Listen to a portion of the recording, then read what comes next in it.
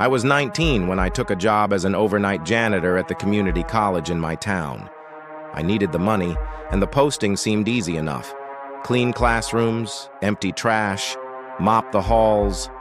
The hours weren't great, 10 p.m. to 6 a.m., but it paid more than the day shifts. I told myself it would be quiet, almost peaceful. A whole school to myself. The first few nights, it actually was. I'd plug in my earbuds, listen to podcasts, and sweep my way down the long, empty corridors. The only light came from the buzzing fluorescent strips overhead. Every now and then, I'd hear the air vents rumble or the pipes knock, but I got used to it. But around my fourth night, something changed. It was 1:30 a.m., and I was cleaning one of the second-floor science labs. The room had long tables with stools, beakers lined up on shelves, and an old chalkboard with faint chemical formulas still scrawled on it. I was halfway through mopping when I heard footsteps in the hallway outside. Not quick footsteps, slow, deliberate ones. At first, I thought maybe one of the security guards was making rounds, so I poked my head out. The hallway stretched in both directions, completely empty. I stood there for a moment, mop in hand, listening. Silence. I told myself it was nothing and went back to work. But as I packed up my supplies, I noticed something strange. One of the stools at the far table was pulled out, like someone had just been sitting there. I was almost sure I had tucked all the stools under the tables earlier. I shoved it back in and told myself I was just tired. A week into the job, I was working in the library. That place was the worst at night. During the day, it was full of chatter and light, but overnight, the tall shelves and dim corners made it feel like a maze. Every little sound, the air conditioning, the hum of the lights, seemed amplified. I was vacuuming between the aisles when I heard something that made me freeze. A whisper. It was faint, but I swear it was a voice. A woman's voice, low and drawn out, like it was carried through the ventilation system. I shut off the vacuum immediately. The silence pressed down around me. Then, clear as day, I heard it again. From somewhere in the stacks, my name, whispered. I backed away slowly, heart hammering in my chest. I left the vacuum behind and hurried out of the library. I told the head janitor about it the next day, but he just laughed and said, "Night shifts mess with your head. You'll hear all kinds of things if you let yourself." I wanted to believe him, but things only got worse. A few nights later, I was cleaning the gymnasium. The bleachers were retracted, leaving the polished floor wide and open. My mop echoed with each swipe, and the place smelled faintly of sweat and floor wax. That's when I saw it, a figure, standing at the far end of the gym. It was too dark to make out details, just a silhouette. At first I thought maybe a student had somehow gotten inside, but the more I stared, the more wrong it looked. The shape wasn't moving. It just stood there, motionless, in the shadows. I called out, "Hello? You're not supposed to be here." No response. I blinked, and it was gone. The doors were all locked. No one should have been able to get in or out. By now I was jumpy every shift. I kept my phone in my pocket, flashlight in my other hand. Most nights passed with nothing more than my nerves getting the better of me. But then came the night I quit. It was just after 3 a.m., and I was working in the basement storage level. Hardly anyone went down there, not even during the day. The air was heavy and damp, and the walls were lined with old filing cabinets and supplies that probably hadn't been touched in years. I was hauling a trash bag when I noticed one of the storage room doors was slightly open. Normally, they were kept locked. Curious, I pushed it open and peered inside. The room was empty except for a single chair in the center. Sitting on the chair was an old tape recorder. As I stepped closer, the recorder clicked on by itself. And then I heard it, my own voice, from the night in the library. Clear as day, it repeated the moment I had heard the whisper. Only this time, I could hear everything. The vacuum shutting off, my footsteps, and then the whisper of my name. But what made my blood run cold was what came after. A voice I hadn't heard that night. A low male voice, whispering right into the recorder. "Don't turn around." I dropped the bag and bolted out of there, sprinting up the stairs 2 at a time. When I reached the main level, I swore I heard footsteps chasing me, fast, heavy, closing in. But when I burst out into the night air, the campus was empty, silent. The next morning, I turned in my uniform and quit. I still don't know who or what it was in that building with me. But sometimes, when I'm lying awake at night, I can hear that whisper again, just faintly, in the back of my mind, calling my name. I'd just moved into a 1-bedroom apartment in a cheap but decent part of town. The building was old, but the rent was low and utilities were included. For someone just starting a new job, it felt like a steal. The first week was mostly unpacking. The walls were thin, so I could hear my neighbors sometimes, muffled conversations, a TV late at night, footsteps from the unit above me. It wasn't ideal, but it was tolerable. By the second week, though, I noticed something strange. I'd come home from work and find little things out of place. At first, it was small. A glass left on the counter when I was sure I'd put it in the sink. The bathroom door slightly open when I knew I'd closed it. I chalked it up to stress and forgetfulness. But then it got worse. One night I woke up to the sound of water running. I stumbled out of bed, groggy, and found the kitchen faucet on full blast. My heart pounded. I hadn't turned it on. I shut it off and stood there in the dark, listening. The apartment was silent. I barely slept that night.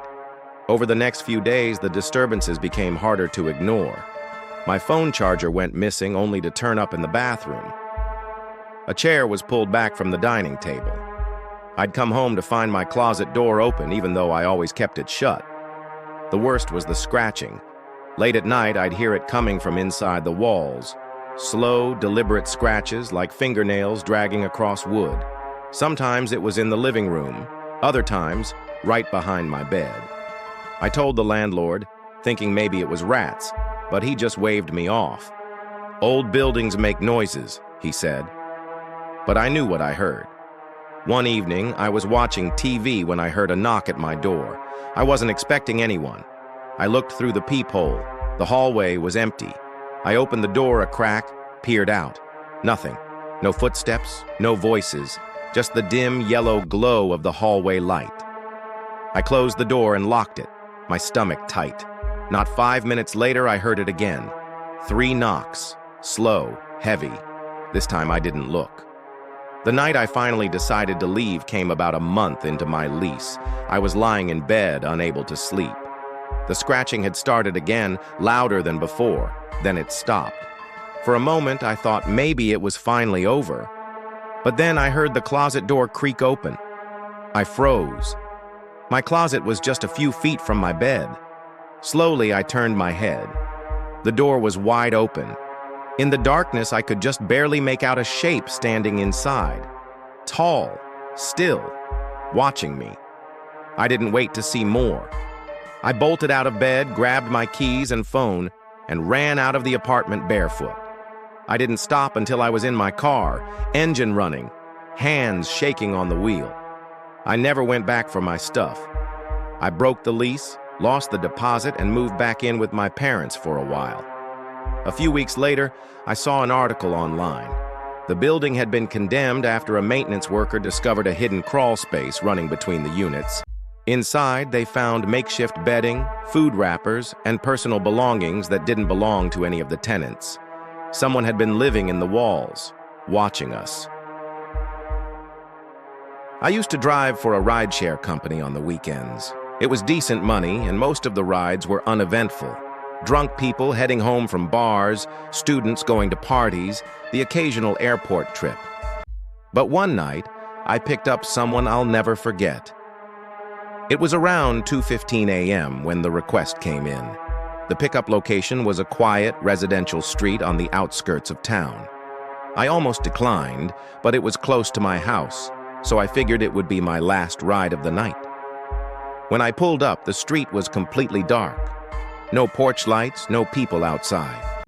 For a moment, I thought maybe the passenger had canceled. Then I saw him. A man standing perfectly still at the end of the driveway.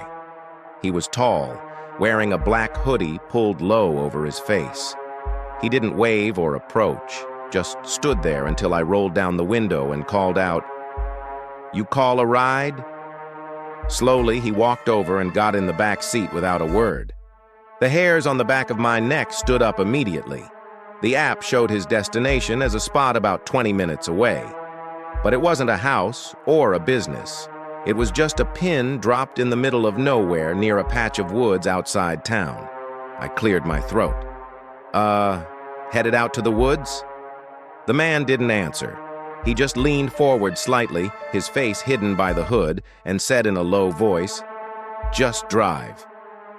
Every instinct in my body screamed at me to cancel the ride and leave him on the curb, but my hands stayed on the wheel.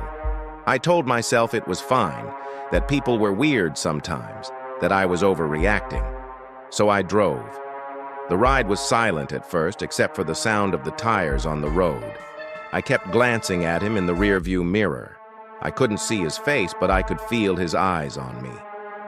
After about 10 minutes, I noticed something odd. The app said we were heading straight, but every time we came to an intersection, the man would lean forward and whisper directions. Left. Right. Keep going. He wasn't following the route at all. The farther we went, the fewer streetlights there were.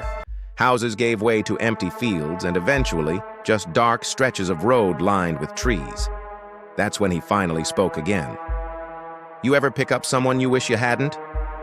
My mouth went dry. I forced a laugh and said, "Not really." He leaned closer, his voice barely above a whisper. "You will." At that point, I was panicking. I didn't know if he had a weapon. I didn't know what he wanted. I just knew I had to get out of that car alive. I started thinking of excuses. I told him I needed to stop for gas, hoping I could get to a lit station with cameras. But he cut me off. "No stops. Keep driving." We were deep in the woods now. The GPS showed nothing but empty green all around us. My headlights illuminated only the narrow road ahead. Then he said something that made my blood run cold. "You should turn here." He pointed to a dirt road barely visible through the trees. The app showed nothing there. No houses, no businesses, just empty forest. I slowed down, pretending to consider it. Then, in one motion, I slammed the gas and sped past the turn. The man lurched forward in his seat. I said turn. "Sorry," I muttered, keeping my eyes locked on the road. "Bad signal." For a few long seconds, he didn't move. Then, slowly, he leaned back into the shadows. Neither of us spoke for the rest of the ride. By some miracle, the GPS finally led us to a small trailer park on the far side of the woods. The man told me to stop at the very last trailer. The place was dark. No lights on, no sign of anyone home. He opened the door and stepped out without a word. For a second, I thought he was going to lean back in, or worse, pull something out. But he just stood there, watching me. I hit the gas and drove away as fast as I could. I didn't care if it ruined my rating. I just needed to get out of there. The next day, I checked the app history. His drop-off location was gone, completely erased from my ride log like it had never existed. I contacted the company, but they said they had no record of that trip. No passenger matched his description. It was like the ride never happened, but I know it did. I can still feel his eyes on me, still hear his voice in the back of my head. "You ever pick up someone you wish you hadn't?" I think about it every time I drive past those woods. And I never drive at night anymore.